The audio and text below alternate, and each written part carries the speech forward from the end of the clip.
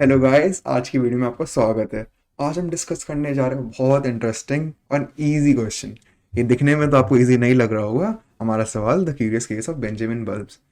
तो पहले story line समझते हैं। ठीक है, तो हमें एन नंबर ऑफ बल्ब्स दे रखे हैं और सारे बल्ब्स हमारे इनिशियली स्विच्ड ऑफ है। फिर एक वियर्ड फ्लक्चुएशन होती है, कितनी बार कितने बल्ब है उतनी बार। अगर 15 बल्ब है तो 15 बार। और क्या होता है, पहली फ्लक्चुएशन में सारे बल्ब आपके टॉगल हो जाते हैं। अब आप सोच रहे हो कि टॉगल मतलब क्या होता है। टॉगल मतलब कि अगर आपका बल्ब ऑफ था तो वो ऑन हो जाएगा, ऑन है तो ऑफ हो जाएगा। ठीक है, तो कंटिन्यू करते हैं। पहली बल्ब में आपके सारे बल्ब टॉगल हो जाएंगे। अब दूसरी फ्लक्चुएशन में क्या होगा, दूसरी फ्लक्चुएशन में सारे बल्ब जो आपके टू के मल्टीपल है, पर मल्टीपल है, एवरी सेकेंड बल्ब वो टॉगल हो जाएगा। वैसे थ्री के थर्ड फ्लक्चुएशन में सारे जो थ्री के मल्टीपल है वो टॉगल हो जाएंगे। तो हमें एंड में क्या करना है, हमें एंड में फाइंड करना है जो बल्ब ऑन रह जाएंगे सारी फ्लक्चुएशन के बाद, एन फ्लक्चुएशन के बाद। चलिए अब इस क्वेश्चन को बेटर समझते हैं। तो हमें इनपुट में क्या दे रखा है, हमें इनपुट में नंबर ऑफ बल्ब दे रखे हैं। ठीक है, मानो हमारे नंबर ऑफ बल्ब 18 है। ठीक है, तो जितने बल्ब है उतनी फ्लक्चुएशन भी होगी। ये बात आप समझ पा रहे हैं ना। तो अब एक काम करते हैं, अपने बल्ब्स यहाँ पे ड्रॉ कर देते हैं। ठीक है, तो ये हमारा पहला बल्ब ले लीजिए, ये second bulb, third bulb, fourth bulb, fifth bulb, sixth bulb. ठीक है, और ले लेते हैं seventh bulb, eight bulb, ninth bulb. 18 bulb है ना, 18 बनाने पड़ेंगे। ठीक है, 11th बल्ब, 12th बल्ब, और बना लेते हैं 13th बल्ब, ओहो, 14th bulb, 15th bulb, 16th, 17 और 18। हमने 18 बल्ब बना लिए। अब क्या करते हैं, अब थोड़ा फ्लक्चुएशन के बारे में बात कर लेते हैं। तो हम इस क्वेश्चन में मेंशन है फ्लक्चुएशन होगी एन टाइम्स। ठीक है, तो एन 18 है तो 18 फ्लक्चुएशन आएगी। तो इनिशियली सब ऑफ है ना, सब हमारे स्टार्टिंग में ऑफ है।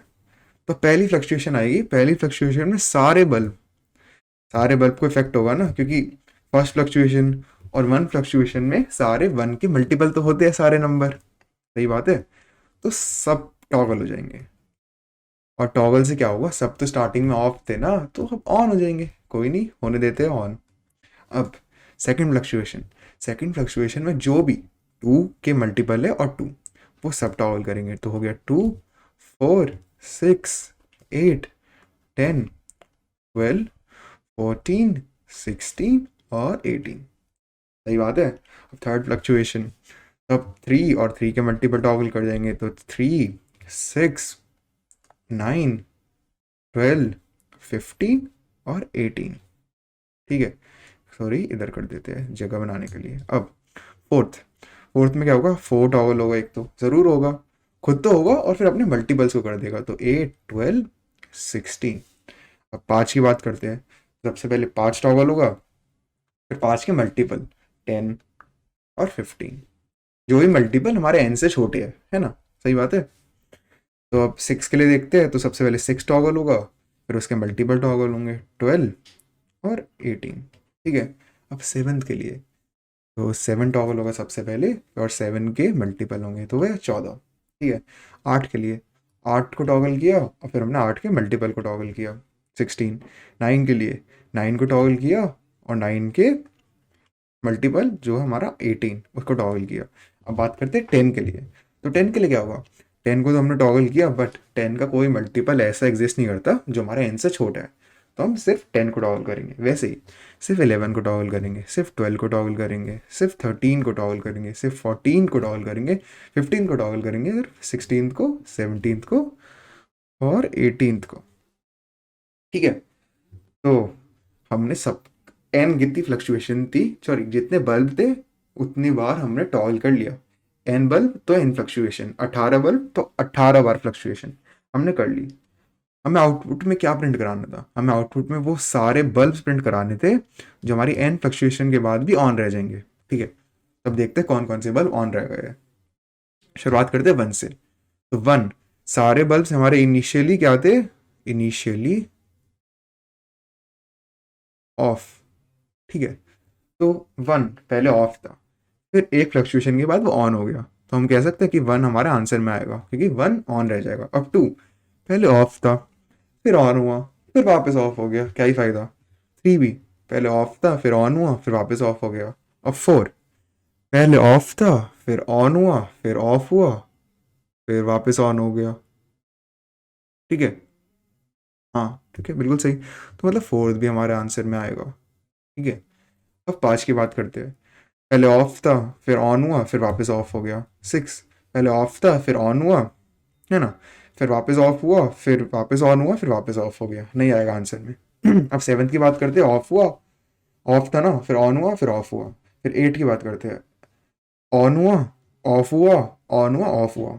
तो 8 भी एंड तक ऑन नहीं रहेगा, एट्थ पर। अब 9th की बात करते हैं। पहले ऑन था, पहले ऑफ था, फिर ऑन हुआ, फिर ऑफ, फिर वापस ऑन। तो 9th ऑन रह गया, तो मतलब 9th भी एंड तक ऑन रहेगा, हमारे आंसर में इंक्लूड होगा, हमारे आंसर का पार्ट बनेगा।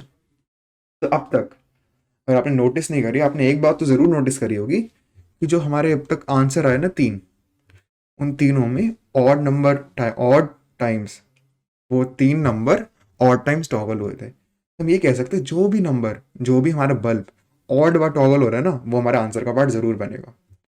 तो देखते हैं। 10 में कितनी बार टॉगल हो रहा है? 4 बार, तो नहीं बनेगा। ऐसे ही 11 नहीं बनेगा, समझ पा रहे हो आप?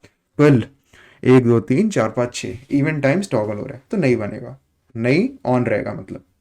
ऐसे ही 13 2 बार आया है, तो पहले ऑफ था, ऑन हुआ, फिर वापस ऑफ हो गया। 14 भी नहीं होगा क्योंकि इसमें इवन फ्लक्चुएशंस है, इवन बार टॉगल हुआ है। 15 भी नहीं होगा। अब 16 ज़रूर देखना।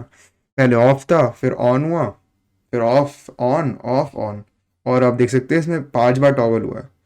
तो 8 बार टॉगल हुआ है, तो मतलब हमारा आंसर का पार्ट बनेगा। ठीक है, अब वैसे ही 17 ऑफ था, ऑन हुआ, ऑफ हुआ, और ये भी आप देख सकते हैं 18 18 ये भी 6 बार टॉगल हुआ है। 6 बार टॉगल मतलब इवन नंबर। तो अगर इवन नंबर टाइम्स टॉगल हुआ है, तो मतलब हमारे आंसर का पार्ट नहीं बनेगा, मतलब एंड तक ऑन नहीं रहेगा। हमारे टोटल 4 आंसर आए इससे जो ऑन रह जाएंगे। एक है 1, एक है 4, एक है 9, और एक है 16। अब मैं आपसे एक चीज़ चाहूँगा कि अगर आपने अब तक नोटिस नहीं करी तो नोटिस करिए, थोड़ा सोचिए कि 1 4 9 16 में क्या कॉमन है। ठीक है, 1 4 9 16 में क्या कॉमन है इन चारों नंबर्स में? तो हाँ हाँ जी, तो इसमें क्या कॉमन है कि ये चारों नंबर परफेक्ट स्क्वायर है। परफेक्ट स्क्वायर, ठीक है। परफेक्ट स्क्वायर मतलब क्या होता है? ये कंप्लीट स्क्वायर है किसी नंबर के। जैसे कि 4 है, तो अगर आप 2 का स्क्वायर करते हैं तो आपका 4 आता है, राइट। वैसे अगर 3 का स्क्वायर करते हैं तो 9 आता है ना। और 4 का स्क्वायर करते हैं तो 16 आता है। तो ये सारे नंबर आपके परफेक्ट स्क्वायर है, ठीक है। और अब हम डिस्कस कर दें कि ऐसा क्यों है, वाई परफेक्ट स्क्वायर हमारा आंसर क्यों है। तो उसके लिए हमें क्या डिस्कस करना पड़ेगा? उसके लिए एक नंबर लेते हैं पहले कि जो नॉर्मल नंबर जो परफेक्ट स्क्वायर नहीं है, जैसे कि 26। अब 26 के सारे फैक्टर्स निकालते हैं, ठीक है।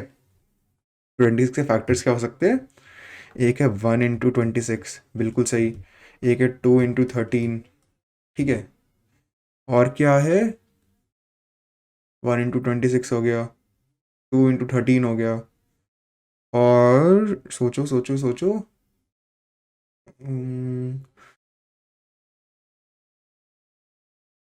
26 छोड़िए, मैं कुछ और नंबर लेना चाहूँगा ताकि आपको बेटर समझ आए। प्लीज़ क्षमा करिए, बट थोड़ा टाइम लगेगा और वर्थ इट होगा वो, ठीक है। तो हम जो नंबर लेते हैं, 24 की बात करते हैं, ठीक है। 24 की, तो 24 के फैक्टर्स लिख लेते हैं। 1 × 24, 2 × 12, है ना, 3 × 8, और 4 × 6, ठीक है। और वैसे ही और फैक्टर्स क्या होंगे? 6 × 4 भी होगा, 8 × 3 भी होगा, 12 × 2 भी होगा, 24 × 1 भी होगा, है ना। होगा ना। तो हम ये कह सकते हैं, अगर ये n है तो 24 के नॉन परफेक्ट स्क्वायर नंबर के टोटल 2n फैक्टर्स होंगे, ठीक है। अब एक बार परफेक्ट स्क्वायर की बात करते हैं, तो हमारा एक परफेक्ट स्क्वायर लेते हैं 36, ठीक है। तो 36 के लिए अगर हम फैक्टर्स निकालेंगे, तो पहला 1 × 36, फिर 2 × 18, है ना, 3 × 12, 4 × 4 × 9 है ना, और 5 से तो नहीं होगा, 6 × 6 वैसे ही। और क्या होंगे अपन, 9 × 4, 12 × 3, 18 × 2 और 36 × 1। तो जो भी आपका परफेक्ट स्क्वायर है उसके लिए, जैसे कि आप देख सकते हैं, उसके लिए आपके टोटल 2n+1 फैक्टर्स आ रहे हैं, है ना, और नंबर ऑफ फैक्टर्स आ रहे हैं 2n+1। तो इसलिए आपको जो परफेक्ट स्क्वायर है वो आपका आंसर का पार्ट बन रहे हैं, वो एंड तक ऑन रहेंगे। तो यही था ये क्वेश्चन। हमें जो इस क्वेश्चन में मेन चीज ध्यान देनी थी कि हमें समझना कि हमारा परफेक्ट स्क्वायर क्यों आंसर है। तो हम समझ गए कि परफेक्ट स्क्वायर हमारा आंसर है, फिर तो कोई टास्क ही नहीं बना, फिर हमें सिर्फ सिंपली परफेक्ट स्क्वायर निकालने हैं। अभी मैं आपको सजेस्ट करूंगा कि वो परफेक्ट स्क्वायर खुद निकालने का ट्राई करिए, ठीक है, सॉल्यूशन से बढ़ने से पहले। ठीक है, चलिए देखते हैं, अब हम उसका परफेक्ट स्क्वायर निकालेंगे। ठीक है, तो हमें इनपुट में एक इंटीजर दे रखा है, मतलब नंबर ऑफ बल्ब। अब बात करते हैं परफेक्ट स्क्वायर निकालने की। तो उसके लिए मैंने एक वेरिएबल को 1 से इनिशियलाइज कर दिया। अब मैं लूप चलाऊंगा कितना, मुझे आई से ले तक एन तक, ठीक है, जो भी परफेक्ट स्क्वायर है, ठीक है, वो सारे मेरे लिए प्रिंट कर दो। पहले प्रिंट करने से पहले वो प्रिंटिंग फॉर्मेट देख लेते हैं।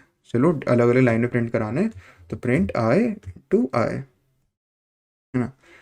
और मैं एक और चीज़ कर रहा हूँ कि मैं आई भी तो इंक्रीज कर रहा हूँ ना, सारे परफेक्ट स्क्वायर चाहिए, तो i +=1। यही था मेरे कोड के लिए। अब इसको रन करके देखते हैं। तो ये एक्सेप्ट हो गया, अब इसको सबमिट करते हैं। Perfect, correct answer. तो यही था इस क्वेश्चन के लिए। अगर आपको वीडियो अच्छी लगी, बहुत इंटरेस्टिंग सवाल था, अगर आपको वीडियो अच्छी लगी प्लीज़ लाइक, सब्सक्राइब और कमेंट करना। Thanks for watching.